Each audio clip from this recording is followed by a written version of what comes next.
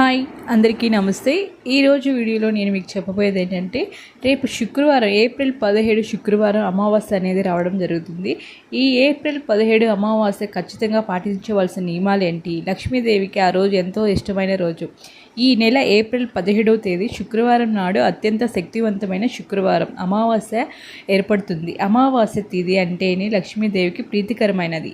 అయితే శుక్రవారం పూట అమావాస్య రావడం, కలిసి రావడం ఇంకా విశేషం అన్నమాట.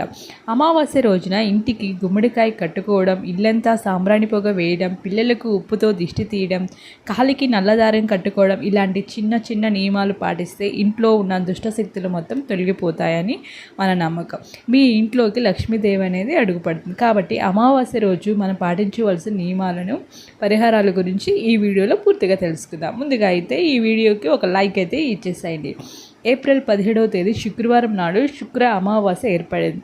ఈ రోజున లక్ష్మీదేవిని పూజిస్తే మీ ఇంట ధన ఆకర్షణ పెరుగుతుంది. కాబట్టి స్త్రీలు ఉదయాన్నే తలస్నానం చేసి ఇంట్లో లక్ష్మీదేవిని పూజించండి. అయితే అమావాస్య రోజున ఎట్టి పరిస్థితుల్లో షాంపుతో తలస్నానం చేయకూడదు అంటారు.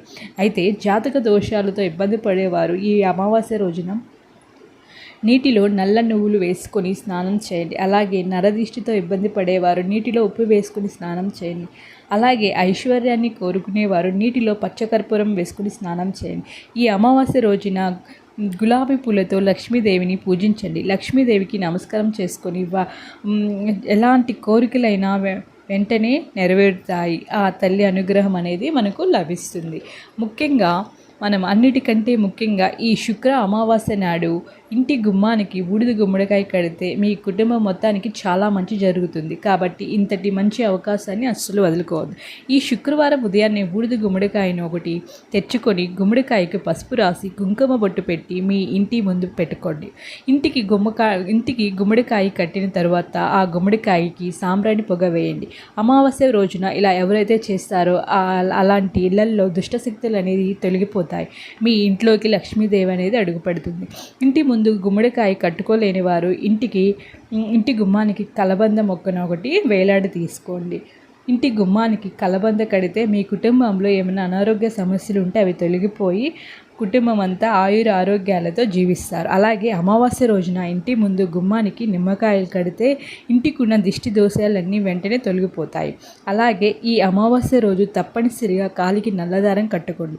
ఉదయాన్నే స్నానం చేసి ఒక నల్లటి దారాన్ని తీసుకొని ఆ దారానికి 3 ముడిలు వేసి ఆడవారైతే ఎడమ కాలికి, మగవారైతే కుడికి కాలికి నల్లటి దారాన్ని కట్టుకోండి. అలాగా కట్టుకోవడం వల్ల శని దోషాలు ఏమన్నా ఉంటే తొలగిపోతాయి. కాబట్టి ఈ అమావాస్య రోజున మీ కాలికి కట్టిన పాత దారాలు ఏమైనా ఉంటే తీసేసి కొత్త దారాలు అయితే కట్టుకోండి. అయితే ప్రతి ఒక్కరూ ఉప్పుతో దిష్టి తీసుకోవడం మర్చిపోవద్దు.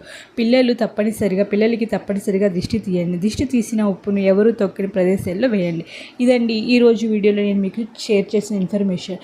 రేపు ఏప్రిల్ 17వ తేదీ శుక్రవారం మనకు అమావాస్య రాబోతుంది. కాబట్టి ఈ అమావాస్యకి సంబంధించిన నియమాలని మనం ఎలా పాటించాలి, ఏదైతే చేయకూడదు అనేది నేను ఈరోజు వీడియోలో మీకు షేర్ చేశాను.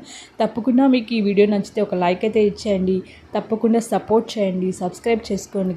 అందరూ మా ఛానల్ని సబ్స్క్రైబ్ చేయడం మర్చిపోవద్దు గైస్. ముందైతే ఒక లైక్ అయితే ఇచ్చేసేయండి. ఈ ఇన్ఫర్మేషన్ అందరికీ నచ్చుతుంది అనుకుంటున్నాను. Okay, thank you guys.